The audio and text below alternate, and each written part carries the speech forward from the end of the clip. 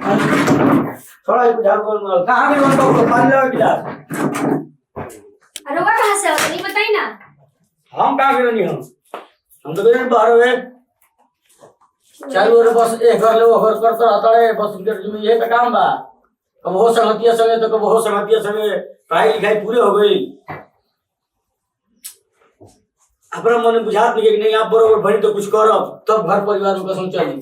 क्या बोला तनी बबुआ जी कैसे? क्या बोलते नहीं बबुआ जी? बबुआ जी के तू के बात में चढ़े बोल बात क्या बोलते नहीं बबुआ जी कैसे?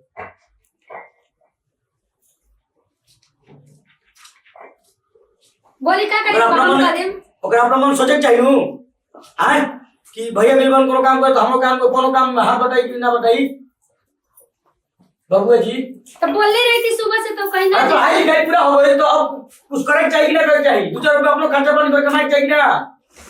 अच्छा ठीक बा पढ़ाई पूरा होती तो कमाई हाल हमरा तो बुझा था कि बबुआ उड़ा हो गई बा हम तो बियाह कसम कर दो बस अपन बोझा जाई आ सुधर जी हम बिना बोझा के सुधर नहीं कर सकत। काहे से बोलता नहीं उनका के क्या बोलता नहीं? हां अरे रोज 2-4 गो राउंड सुने देखी के आ गया खाना ना कहीं कहां गइल अरे तत्काल में पढ़ाई लिखाई कर मने बंद भइल बा त तनी घूमे फिरे गइल नहीं का घूमे फिरे गइल बन बिगाड़ खुदे ना बा मेरा घूमे ए अभी पुदीना के खेती होला। हां सरसों अभी कटाई तो बाकी तो गई बा कोई सरसों दे खाती सारा सरसों लाई पर में सरसों पूछो मन में बता तनी का मैं बता तो पूछो जौन पूछे के बा इतना डांटी मार धीरे से बोली चापलूसी मत कर तू ज्यादा ही कर चल ये बड़ा दोनों प्यार वाला भाषा नहीं खा जाना खाए के 2 दिन बंद करे कर काहे के बंद करी खाना ना खाई म एने ना घुमत हां रहती खाली खिया हो ना खाना होटल में खा कहीं नहीं है। हां देखो बबुआ कहां पैसा तो होटल में खाए खातिर तोहरे में पैसा बा होटल वाला जौन 2000 रुपया बा। अरे जाओ छोट भाई बड़ा बरोबर हो तो मार देती मुंह तार फूट चटनी को चाहता चल चला तो कार मुंह देख काम नहीं गांव चल बा जागी मत बोल दिन भर खिसिया पे लंका अरे हाय का हाल बा? ठीक है बात तू बतावा अपन। ये घड़ी पढ़े नहीं खुआव अरे घरे में काम रहा था बिजी रहनी घरे में। माने हमारा कहीं तारा माने बिजी है एक दिन भर अब तक काम चली। अरे ये जो तो बात हो जाला ना। अरे घड़ी फोन से बात नहीं करो बैलेंस खत्म हो गइल बा तो रिचार्ज करेला का? कहले तू तो मिसो कॉल मार दी तो मिसो कॉल के जमाना बा के बड़ा का बाल मुर्गा नियम करवइले बड़ा बुड़बा की दिखाव तरह करिया कर कैसे बताई थी बैलेंस भर रही तब नो पागल। चल ठीक बा। अरे सुना कहाँ चल जाता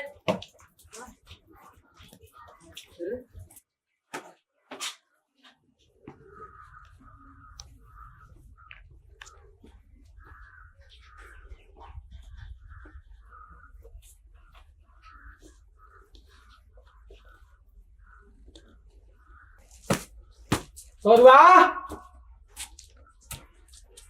का बोल भैया गोपाल भैया मत कहो तहार बेटी तहार बहन हमार बेटी हमार बहन एक बा।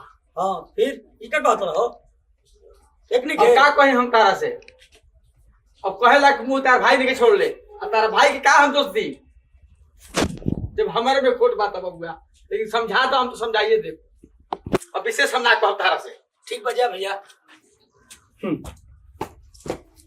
हम जानत रही रोज के ई सुन के हम पगला गए एबरा पहले अच्छी करके पीटब आ घर पर आ ना बबुआ जी बहन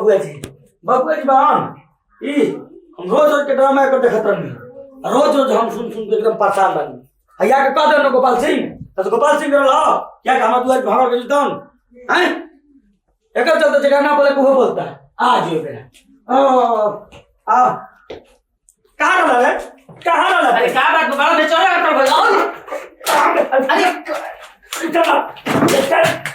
अरे सारा इधर से पाई लगा दो सारा इधर से पाई लगा दो पूछा ना भाई पूछा ना हो हैं पूछा तो बाहर का हैं सारा इधर से पाई लगा के रखबा तू निकल बाहर ये मेरे तार गोर तू दे हमें मेरे मार के निकल बाहर चली आ हे देखो ना यार हे कितना बाप रे बाप बहुत डर लगा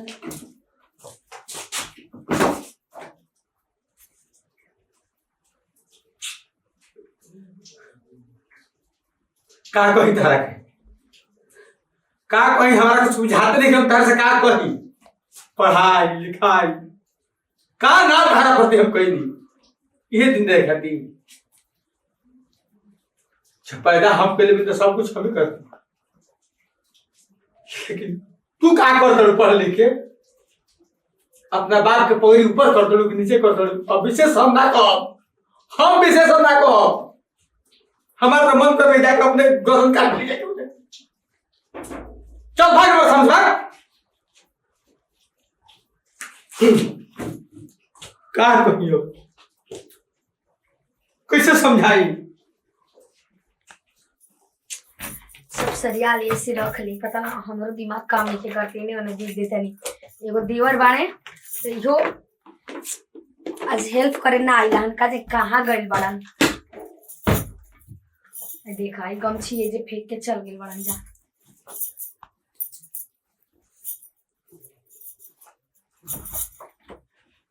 ए भौजी, अरे भैया मार के दाओ तुम एकदम गतर दर्द दे देले बड़न। काहे खाती मरलान जीरोरा के देखी ज्यादा तो निकल लगल। अरे पूछा तारू झाड़ू मरलान। वो 24 घंटा हमारे देवर के देख के जलते बड़न है। जब बैठे तो पहले का भइला बात बताई ता का भइला।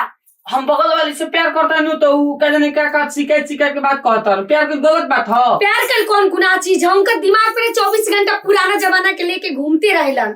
कहत रहे भौजी की मंगर के झाड़ू से ना मार तब मरला ना मेरा के। ओ ही हमार बाबू मंग आवा से हमको हम बताओ तनी बताओ मंगर के दिन झाड़ू छुआवल जाला लड़कन में वंश में यार।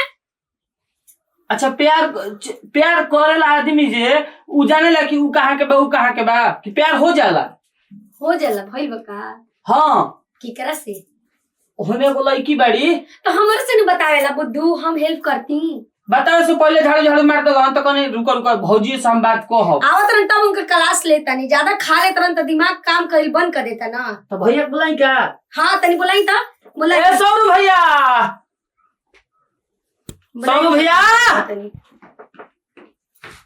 मार दल बाबू नहीं हन। अब भाई पूरा ना भाई का था। पहले सुनी चालू है अभी भाई बाकी है बा।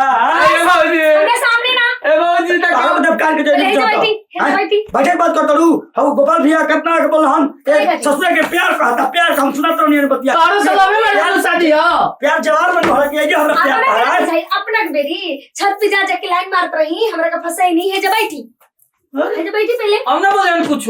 हम तो हम कहां पे रही हम ओसन कर रही कि हमर लव में भइता अपना जात में अपना कास्ट में दूर कर रही त मन तो कटा हम मार के गोड़ आजकल के जात नहीं कहते पगल हमार पगलू मान सम्मान इज्जत प्रतिष्ठा का हम ना होके तो हम तो ना भी तार मार दूं कुछ तो ज्यादा 2 लाख पर हां हमरा के मार दी हैं हमरा के मारी बाकी मैं देवर के मत छुई। तू कोई मरसम हमरा एविटे सुन ना ने पहले बात ही ना सुन बात तो तू कहले तो चमत्कार हम को नहीं तो बलात्कार बोला ना। ये बाबू कैसे मारता नहीं जीरो रमो नहीं के लगा ना हो भौजी जब तारे से प्यार रहा नु तो ये चिट्ठिया लिख के दे तो कहतन के ले 50 रुपया ले ले ठीक नु। अपना के मेरी तो दिमाग काम नहीं करत नु अपन याद थोड़ी ना आई। बताई कि कैसे प्यार करेंगे हमरो राजू मिलवाई ना जा तो अब छोड़ो कुल बात चलो हमरा के गिलास पानी पियो भौजी चलो। अच्छा ली मार के लड़का के खराब कर देलन